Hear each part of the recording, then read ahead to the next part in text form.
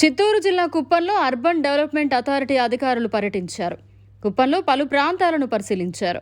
కుప్పం నియోజకవర్గాన్ని ఆదర్శ నియోజకవర్గంగా అభివృద్ధి చేస్తామని హామీ ఇచ్చారని, ఈ నేపథ్యంలో నేడు అర్బన్ డెవలప్మెంట్ అధికారులు ఎమ్మెల్సీ కంచెల శ్రీకాంత్ మరియు స్థానిక అధికారులతో కలిసి కుప్పం పట్టణంలో పలు ప్రాంతాల్లో పర్యటించారు. కుప్పంలో అభివృద్ధి పనులు చేపట్టనున్నట్లు సమాచారం. కుప్పం నియోజకవర్గంలో ప్రజల సౌకర్యార్థం అన్ని వసతులు కల్పించేందుకు ప్రభుత్వం చర్యలు చేపట్టింది.